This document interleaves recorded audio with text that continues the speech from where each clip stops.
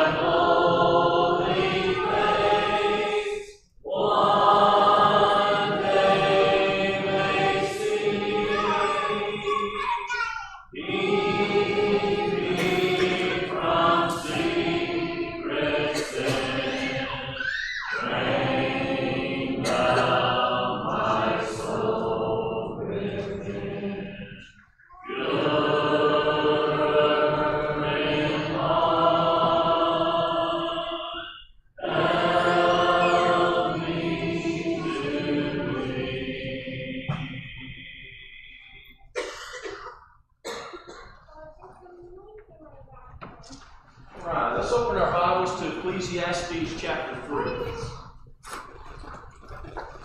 Last few Sunday nights we've been studying a series from the book of Ecclesiastes, and last time we studied, we looked at chapter 2, and just what the picture looked like when Solomon was pursuing all of these different things in life without really including God in the picture. He went after wealth, he went after success, he went after a life of great possessions, and found that all of these things were just dead-end roads. He thought that all of these things would bring such happiness into his life, and instead he found out that it's all vanity. They're all just like soap bubbles. They're here one second, and then they're gone the next. And without God in the picture, there just wasn't anything satisfying to the life that he was living. In fact, he said, I hated life like that. And that's the conclusion that anyone is going to come to when God is not in the picture. And that continues in Ecclesiastes chapter 3, as we're going to talk about the different seasons of life that we go through. Much like the weather changes, and very drastically. Now in Tennessee, you don't have to wait for the next season. Sometimes you just wait for the next day, and the weather's going to change drastically. But as things change from season to season, we have these seasons in life as well. And things can change very drastically in life from one season to the next. And if God is not there in the picture as these changes are happening, it can be so disorienting. And so Solomon is going to bring that in front of us and help us to see why God needs to be constantly in the picture of our lives. Now, before we even start to read Ecclesiastes chapter 3, I kind of thought maybe I would have Clint cue Turn by the Byrds at this particular point, because you're going to be singing that song all day tomorrow. I have no doubt about it. But that song basically took this beautiful passage word for word, added a few lines for the chorus. What a beautiful theme. And they wrote that, or they didn't write that song, but they produced that song at a time when there were a lot of changes going on in the world at that particular time, with the Civil Rights Movement, with the Vietnam War, and all the things that were happening there. It was an attempt to try to gain some perspective on all of these drastic changes that were happening in life. Well, fast forward to 2022, there's still a lot of changes going on in our world, and we still need passages like this to help us gain some perspective on that. So we're going to be looking at this passage tonight and taking to heart how we can keep seeing God in all of these changes of these seasons. All right, Ecclesiastes 3, verse 1. To everything there is a season, and a time for every purpose under heaven. A time to be born, and a time to die. A time to plant, and a time to pluck what is planted. A time to kill, and a time to heal. A time to break down, and a time to build up. A time to weep, and a time to laugh. A time to mourn, and a time to dance. A time to cast away stones, and a time to gather stones. A time to embrace, and a time to refrain from embracing. A time to gain, and a time to lose. A time to keep, and a time to throw away. A time to tear, and a time to sow. A time to keep silence, and a time to speak. A time to love, and a time to hate. A time of war, and a time of peace. And so you can obviously see the drastic variation between these two pairs of situations is posed 14 different times in this passage that I've just read. And these things are worlds apart from each other. And typically we think of one of them as being very positive, a joyful, a happy moment in life. And the other one, the very opposite of that, a painful moment in life, a difficult moment in life.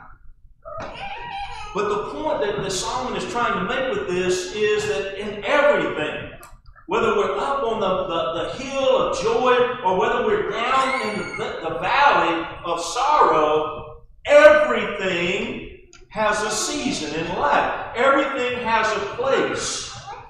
And for everything, there is a purpose under heaven. All of this is happening under heaven, under God's watch.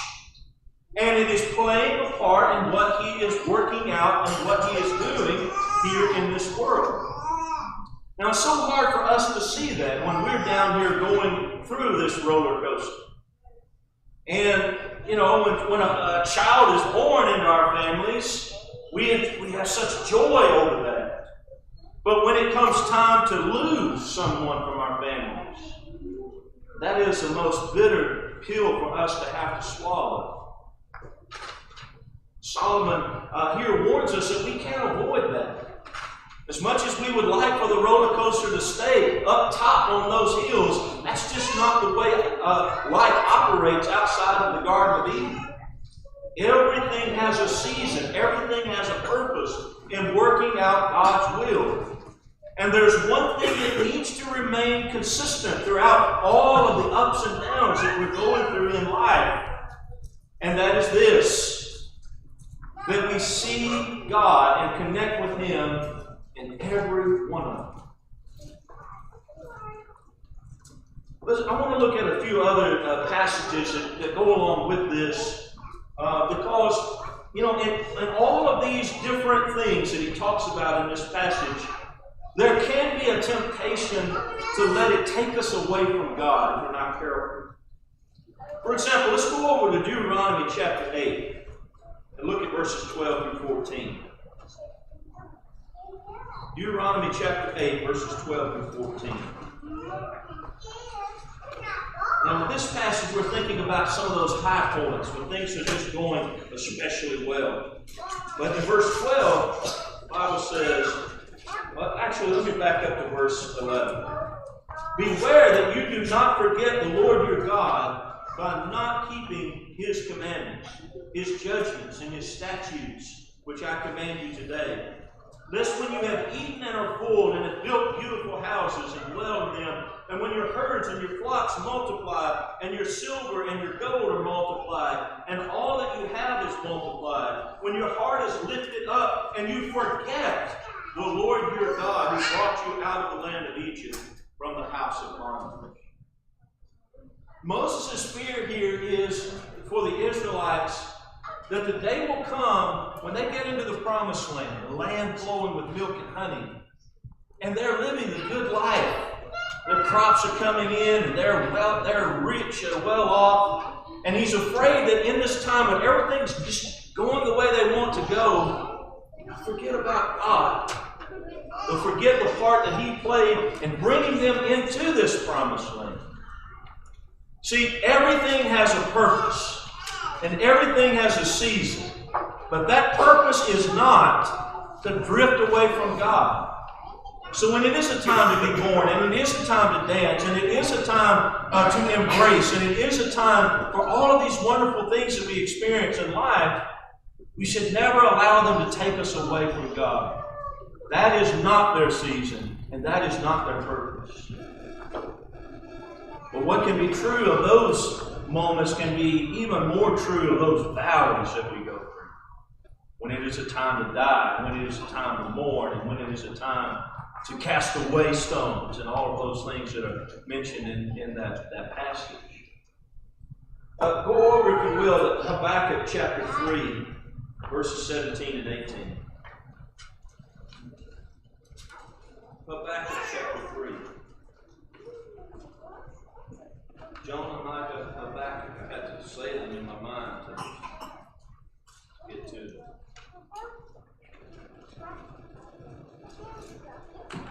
Well,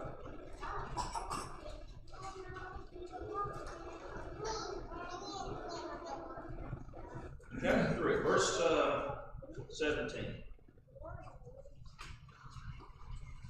Though the fig tree may not blossom, nor fruit be on the vines, though the labor of the olive may fail, and the fields yield no food, though the flock may be cut off from the fold, and there be no herd in the stalls, Yet I will rejoice in the Lord, and I will joy in the God of my salvation.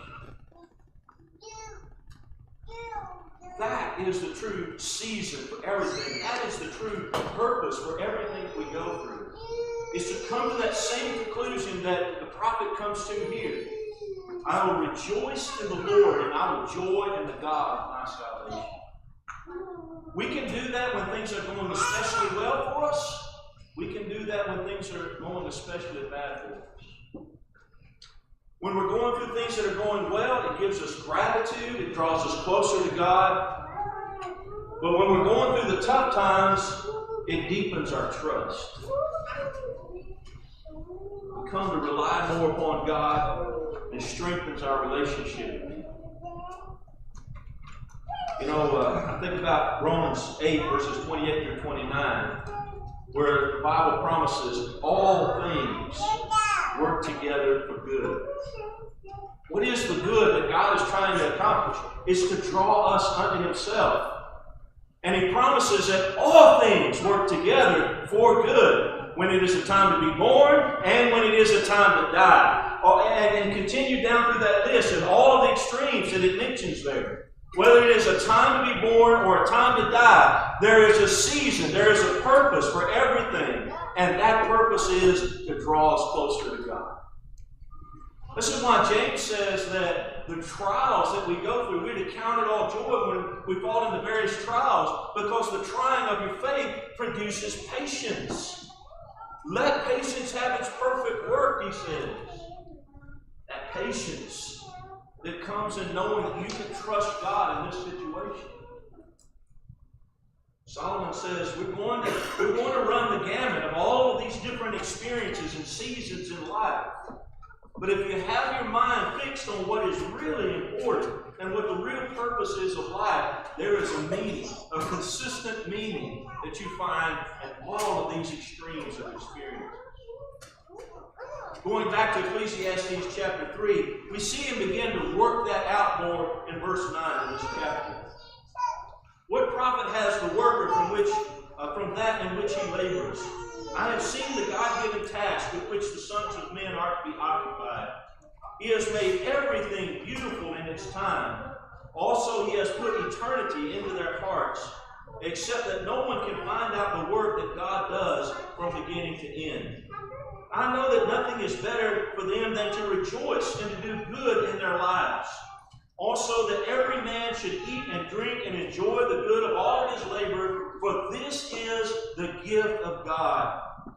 I know that whatever God does, it shall be forever. Nothing can be added to it, nothing taken from it. God does it that men should appear before Him. That which is has already been, and what is to be has already been, and God requires an account of what is past. That word God was so glaringly missing from Ecclesiastes chapter 2. And that's why Solomon says, I hated life. But he's learned something. And now you see some clarity coming in this statement that he's just made. He sees this roller coaster of seasons happening in life, but what he also sees is this. God has made everything beautiful in its time.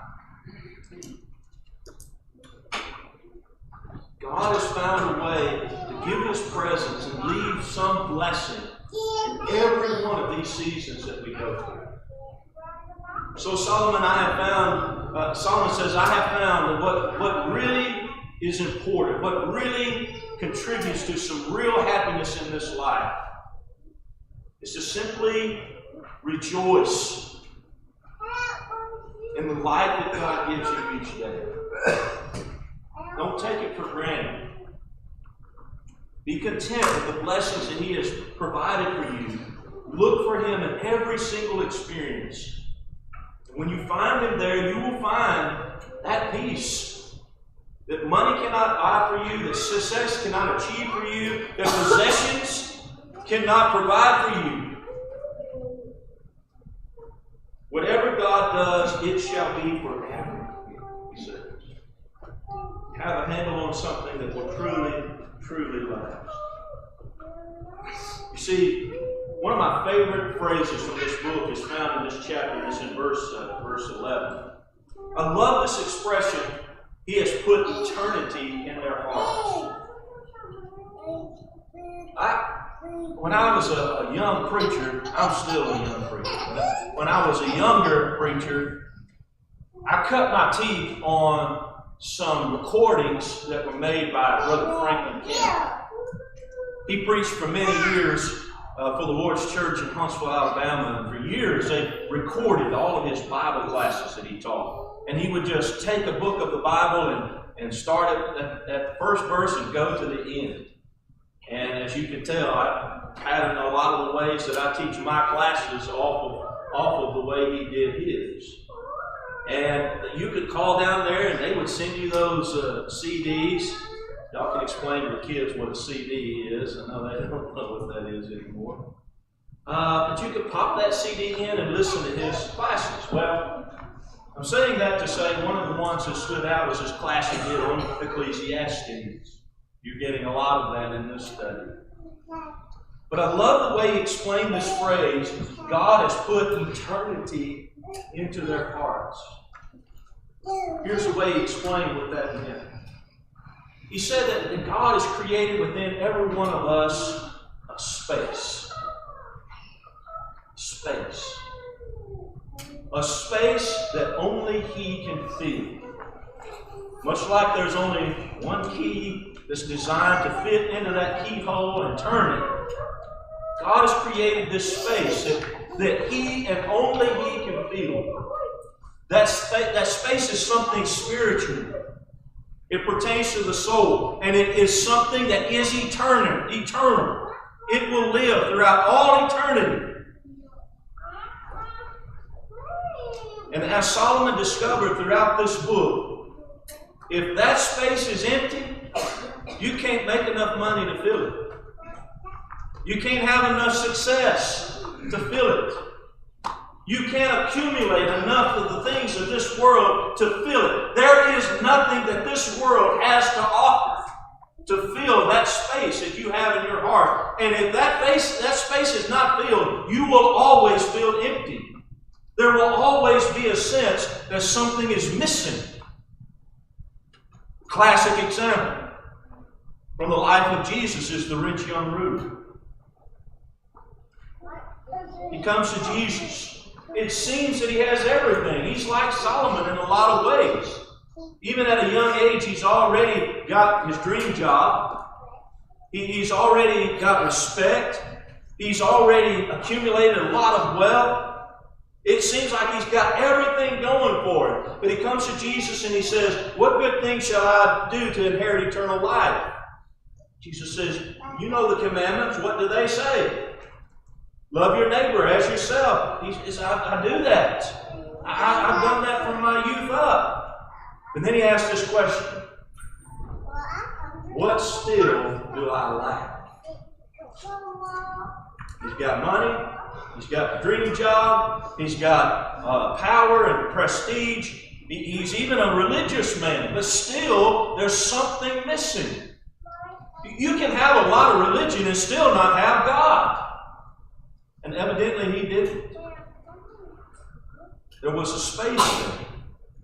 And all these other things that he had going on couldn't fill that space. So he comes to Jesus with a very honest and humble question. What am I lacking here?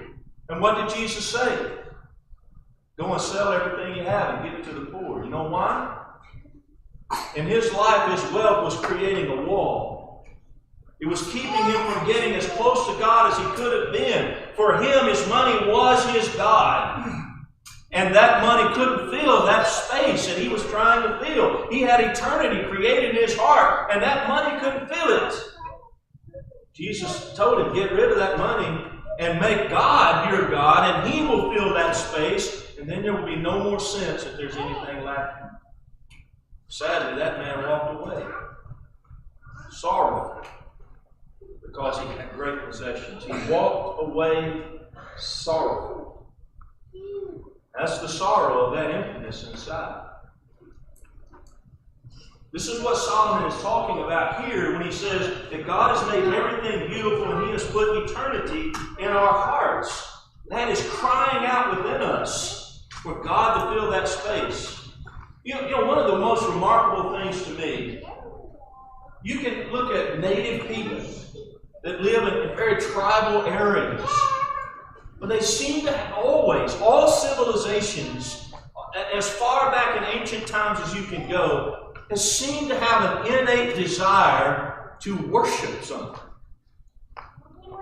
Some of those, procedures are misguided in the way that they go about it, but there's just something that we seem to be born with. No matter where we live or what our culture is, there's something that compels us to worship. This is what it is.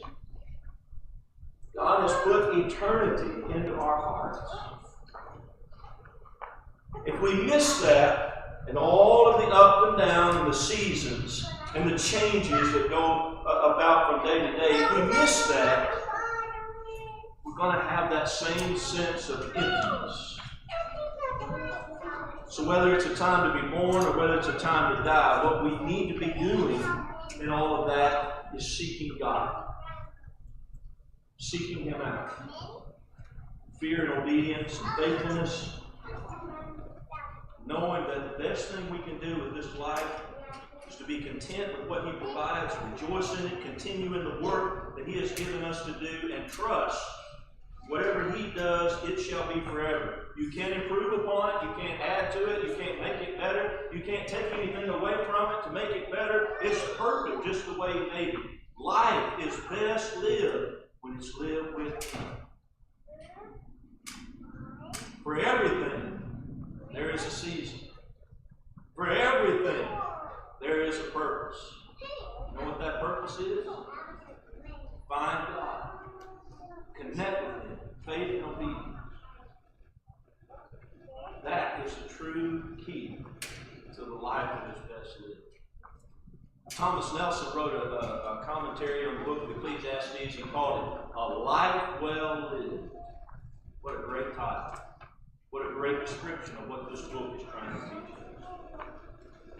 In the latter part of this chapter, there's one final thing that Solomon relates to us, and with this, he not only shows us the purpose within the seasons that we're going through, but in the latter part of it, he also shows the direction that these seasons are going in. It may feel like we're on a treadmill, you know. Winter becomes spring, spring becomes summer, summer becomes fall, and then it just starts all back over again. And sometimes in these seasons of life, we feel that way as well. It's like we're just going in circles. But in the grand scheme of things, we are not. All of this back and forth is progressing toward a final point, and that's something we need to keep in mind. So let's start in verse 16. Moreover, I saw under the sun, in the place of judgment, wickedness was there, and in the place of righteousness, iniquity was there. I said in my heart, God shall judge the righteous and the wicked, for there is a time there for every purpose and for every word. Now, you don't always find justice in the place of judgment here on this earth. That's what he means when wickedness was there and iniquity was there. But God's judgment is always just. And it's coming. God will judge the righteous and the wicked. And in this, there is a time for every purpose and every word. Everything we're doing now is progressing toward that, and we have to answer for it then. If it's a time to die in my life right now, and that turns me away from God, coming a time I have to answer to it. If it's a time to be born and things are going well, and because things are going so well, I've been tempted to sort of put God on the back burner. And I no longer see that purpose in what I'm going through. I have to answer for that someday. I said in my heart concerning the condition of the sons of men, God tests them. God tests them. We're being tested right now in this moment as we speak. That they may see that they themselves are like animals. For what happens to the sons of men also happens to the animals. Now, he doesn't mean here that we behave like animals, though sometimes humanity does behave like animals. What he means by that, when he says here that we are like animals, he means that from a physical standpoint, we are here temporarily, like they are. There's a beginning and there's an end to their life, and we are facing that same reality. All right, notice what he goes on to say, verse 19. For what happens to the sons of men also happens to animals. One thing befalls them, as one dies, so dies the other. Surely they all have one breath. Man has no advantage over the animals, for all is vanity. All go to one place, all are from the dust, and all return to dust. Who knows the spirit of the sons of men which goes upward? We can't see that happening. We believe it happens. We can't see it happen. And the spirit of the animal which goes down to the earth. So I perceive that nothing is better than a man should rejoice in his own works, for that is his heritage. Who can bring him to see what will happen after him? This physical life is temporary. That's the point that he's trying to make. Solomon was wasting his time putting all of his attention on the physical things like wealth and power and success. If that's all a man lives for, he dies, his spirit goes upward, the animal dies, and his spirit goes downward. They're neither one better off than the other. God has put eternity in our hearts. It's good for us to see that in the work that we do and know that whatever our work may be, it's here to bring glory to Him. Amen. So what can we take away with us into this week from this study? I don't know what season you're in right now in your life. Up here on the hill or down there in the valley or maybe somewhere in between. I know it's going to change from time to time. But I know that there is a purpose for every season in our lives. And that purpose always remains the same. It's to find God, connect with Him, faith and obedience. We do that, then we will have lived a life well lived. Bring glory and honor to Him. So, as we close out our study tonight, we sing this song to give an invitation to anyone who might need to respond tonight. Maybe as we talked about that emptiness and that missing place, that missing space, maybe that connects with you. Maybe you think, I feel that emptiness. I know exactly what you're talking about. I haven't given God the attention that I really should have, and I'm experiencing that right now. Please, don't walk away like that rich young ruler did. Don't walk away sorrowful. Don't walk away empty. Tonight, if you respond to the Lord, you will feel that space. And there's just no feeling like it. Contrasting that rich young ruler, there's another man in Acts chapter 8 who was reading and studying about Jesus, and Philip came to him and preached Jesus to him. And he had the opposite reaction that the rich young ruler did. Once he heard what he needed to do, he didn't wait. He didn't put it off 1 second. He said, "See, here's water. What would hinder me or what would stop me from being baptized? This is what I need to do. I want to do it now." And Philip said, "If you believe with all your heart, you may." So the chariot stood still. Life stood still. Because nothing else was important until this was taken care of. And they went down to the water, and Philip baptized him. And he went on his way doing what? Rejoicing. One man went away sorrowful. One man went away rejoicing. All the difference is how they responded to the message that was preached to them. So tonight you recognize that you need to respond to that message, and we can help you in any way. If you're ready to obey the gospel, come tonight, believing in Jesus, repent of your sins, and confess your faith, and be baptized in the name of Christ. Let His blood wash away your sins. We can pray for you, and we'll do that. We're happy to do that. So if you need to come now. As we stand, as we sing. All to Jesus, I surrender all to Him, I freely give. I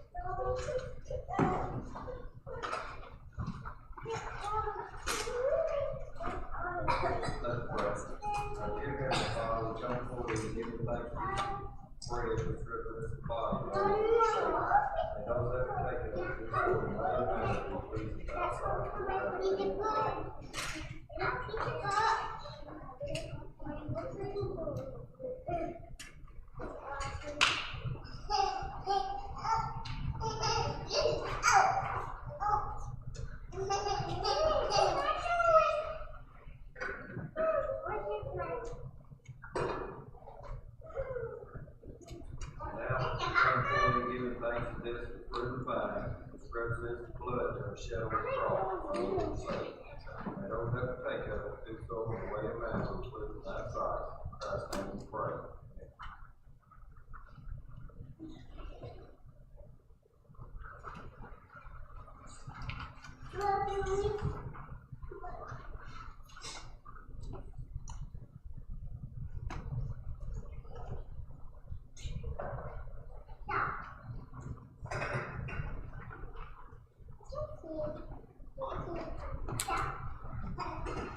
Ask everyone to please stand.